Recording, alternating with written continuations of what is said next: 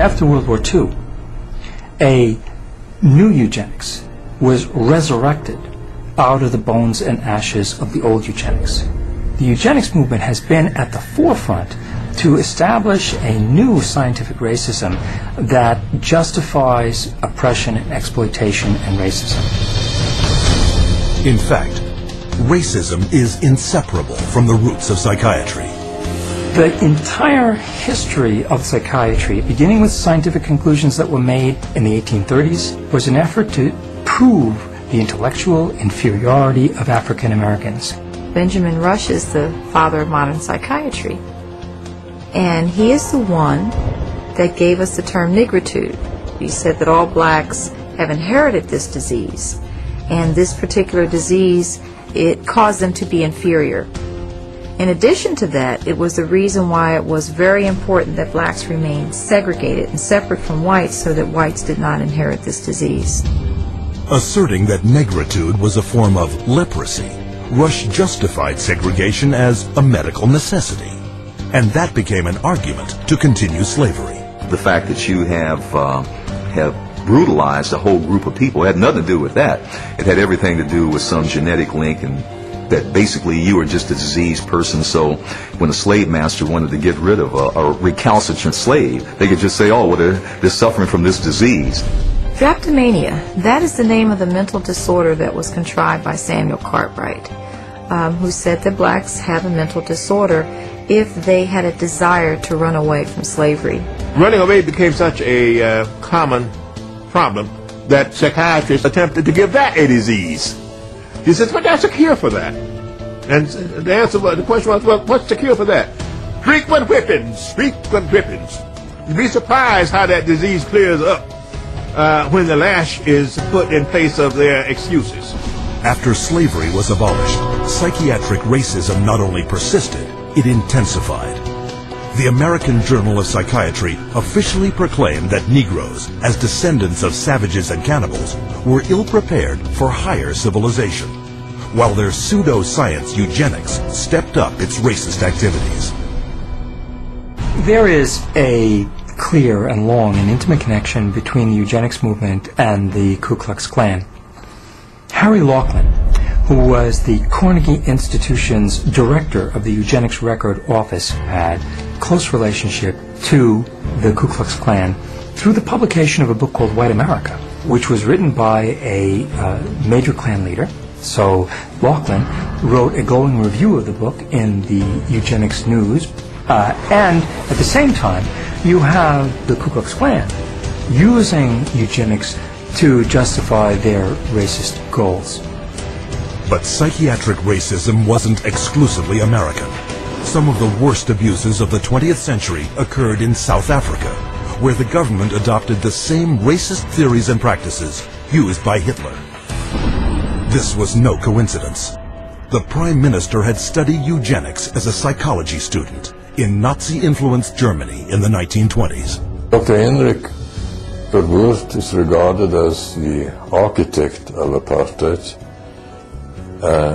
He saw South Africa as a divided state with whites, blacks and brown people living in totally separate areas, with black people having no rights whatsoever. With apartheid in place, psychiatrists established mental hospitals throughout the country that were in fact nothing more than slave labor camps.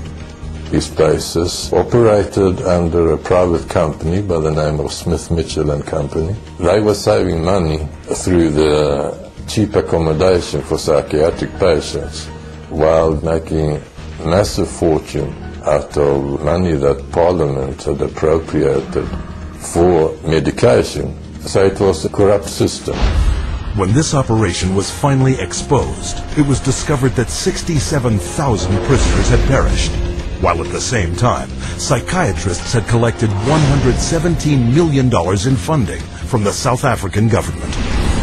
The World Health Organization issued a report declaring that psychiatry cultivated racism and that apartheid did have a parallel in the ownership and trading of slaves.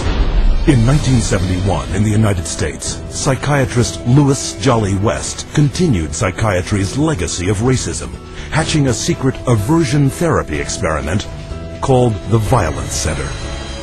His government-funded plan: implant electrodes in the brains of African American and Hispanic males to shock them should they exhibit any violent behavior. And if that didn't work, chemically castrate them with drugs. When West's racist proposal met with public outrage, the plan was quickly shelved. Though psychiatry's unrelenting racist theories were blunted, they were not stopped. In 1994, psychologist Richard Herrnstein co-authored The Bell Curve, claiming to prove that blacks were genetically disabled and therefore inferior to whites.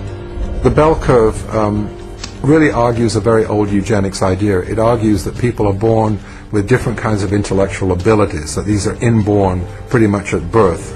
It goes back to the notion that somehow black people are genetically and biologically inferior to white people as a way to justify what was really its programs of social racism and social sexism.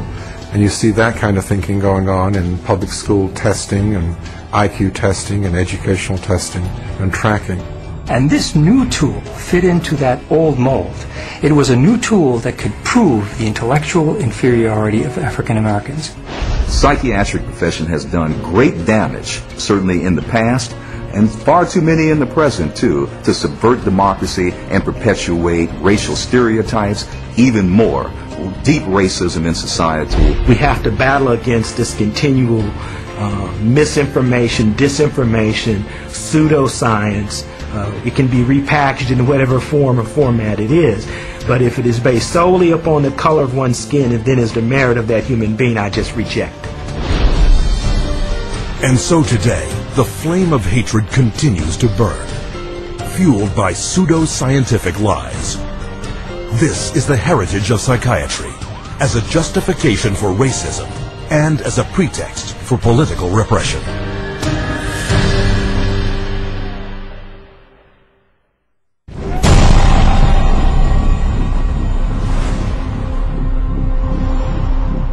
Быть верными коммунистическим идеалам, убежденно, с революционной настойчивостью, претворять в жизнь ленинский завет, учиться коммунизму, трудиться самоотверженно, по-коммунистически, всей жизнью своей, утверждать на земле дело Ленина, дело партии, ленемся!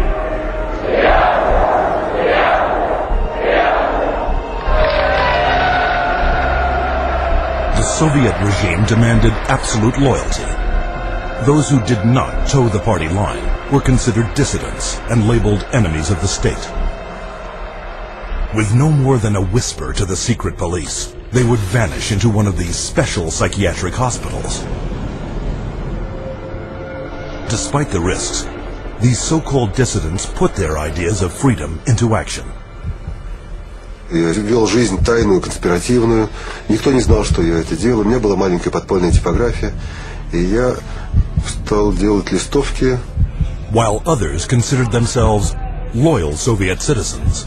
Я, например, считал, и уверенно считал, что я один из лучших советских людей. Когда уже даже меня арестовали и написали особо опасный государственный преступ, я рассмеялся. Я при нем, при этом же самом нынешнем генерале, рассмеялся.